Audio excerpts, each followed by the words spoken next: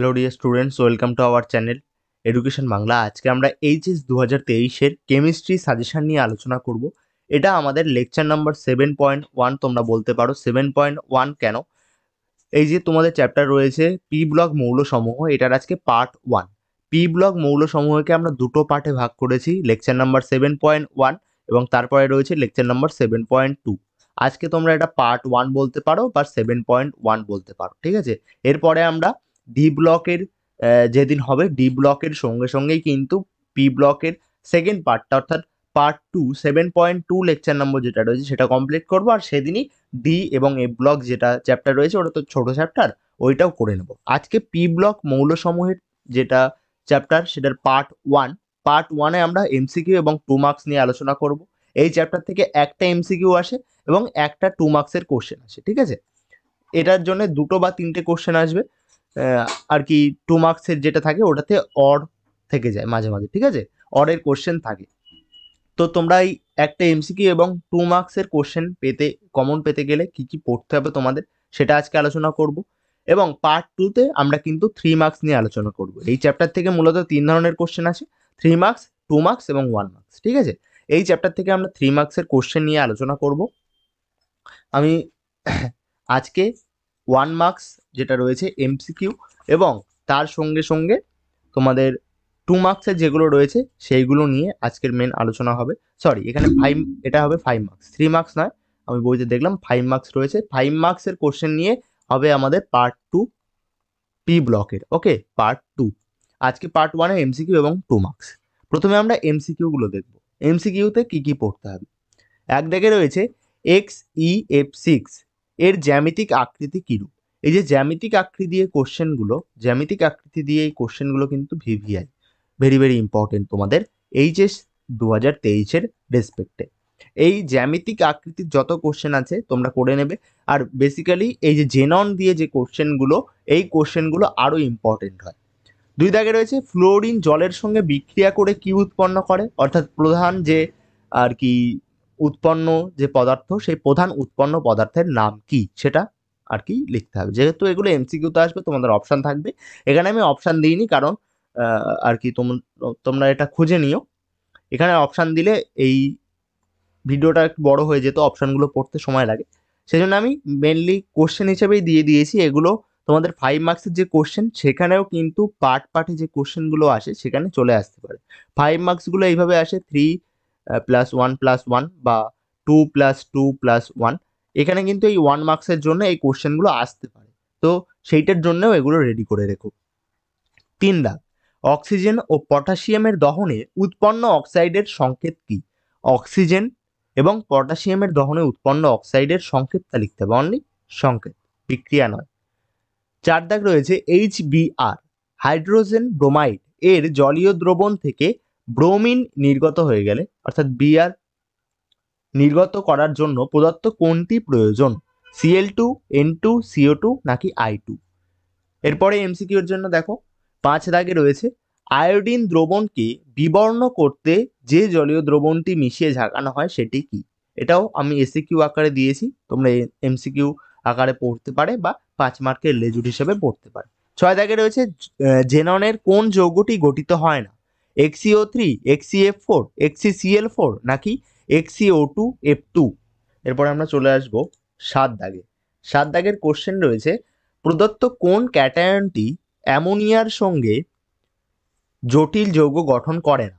Ag+, Cu2+, Cd2+ নাকি Pb2+? এটার সঠিক উত্তর লিখতে হবে। এরপর আমরা চলে আসবো 8 দাগে এমসিকিউ এর। প্রদত্ত গ্যাসগুলির মধ্যে কোনটি গন্ধযুক্ত কিন্তু বর্ণহীন? গন্ধ আছে কিন্তু বর্ণ নেই। NO2, SO2, N2 নাকি Cl2? 9 দাগ, পরাচুম্বকীয় পদার্থটি হলো Cl2O, ClO2, Cl2O7 নাকি Cl2O6?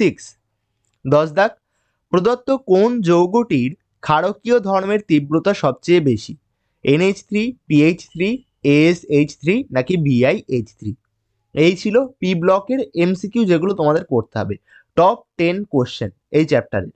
তোমরা আরও কোশ্চেন প্র্যাকটিস করবে যেহেতু অনেক বড় চ্যাপ্টার। আমি বলবো প্রথমে এই কোশ্চেনগুলো প্র্যাকটিস করো, তারপরে টেস্ট পেপারে তোমরা প্র্যাকটিস করতে পারো। এরপরে রয়েছে 2 মার্কস। 2 মার্কসের জন্য প্রথম কোশ্চেন, PH3 অপেক্ষা NH3 এর স্ফুটনাঙ্ক বেশি কেন? 2 দাগ, রাসায়নিকভাবে HN3 এবং NH3 এর মধ্যে পার্থক্য কিভাবে নিরূপণ করবে? 3 দাগ, সালফার ট্রাই অক্সাইড গ্যাস গাঢ় সালফিউরিক অ্যাসিডে চালনা করলে অর্থাৎ গাঢ় H2SO4 এ চালনা করলে কি ঘটে তা সমিত সমীকরণ সহ লিখতে হবে, অবশ্যই সমীকরণ উল্লেখ করতে হবে। 4 দাগ, কোন হ্যালোজেন হাইড্রাসিড বাইলবণ গঠন করে? কি হাইড্রাসিড বাইলবণ গঠন করে এবং কেন গঠন করে? ঠিক আছে, এই হলো 2 মার্কে 4টে কোশ্চেন। এরপরে চলে আসবো পরের স্লাইডে। 5 দাগে রয়েছে H2 এবং H2S এদের মধ্যে কোনটির বন্ধন ক্ষমতা বন্ধন কোণ বেশি ব্যাখ্যা করো? H2O এবং H2S, H2O এবং H2S এর মধ্যে কোনটির বন্ধন কোণ বেশি এবং কেন সেটা ব্যাখ্যা করতে হবে। H2S আম্লিক কিন্তু H2O প্রশম, কেন? 7 দাগে রয়েছে trailing of mercury, very important question. ঠিক আছে, ট্রেলিং অফ মার্কারি এটা কিন্তু আগের বছরের এইচএস এর জন্য অর্থাৎ এইচএস 2022-এর জন্য খুব ইম্পর্টেন্ট ছিল, এটা আসেনি, তাই তোমরা ট্রেলিং অফ মার্কারি এটা অবশ্যই পড়ো। তোমরা আর কি যে তোমাদের কোশ্চেন ব্যাংক বা আর কি তোমাদের টেস্ট পেপার রয়েছে, টেস্ট পেপার খুললে কিন্তু তোমরা দেখতে পাবে। ঠিক আছে, টেস্ট পেপার খুললে দেখতে পাবে যে সেখানে কিন্তু এই কোশ্চেনটা প্রচুর বার রয়েছে। এরপর আমরা চলে আসবো 8 দাগে। 8 দাগে কি কোশ্চেন রয়েছে? 8 দাগে কোশ্চেন রয়েছে SO2 এর জলীয় দ্রবণের সঙ্গে H2S এর বিক্রিয়ার সমিত রাসায়নিক সমীকরণটি লেখো এবং এই বিক্রিয়ায় বিক্রিয়ক দুটির ভূমিকা কি তা লেখো। অর্থাৎ বিক্রিয়াটা লিখতে হবে এবং বিক্রিয়ায় বিক্রিয়ক দুটো জারক বিজারক কোনটা কি হিসাবে কাজ করে সেইটা লিখতে হবে, কোনটার কাজ জারণ কোনটা বিজারণ করে সেটা লিখতে হবে। এরপরে আমরা চলে আসবো 2 মার্কসে। 2 মার্কসের 9 দাগে XeO4 এর সংকরায়ন স্তরটি কি? এর গঠনাকৃতি কিরূপ? এটা একটু মিসপ্রিন্ট রয়েছে, এর গঠনাকৃতি কিরূপ?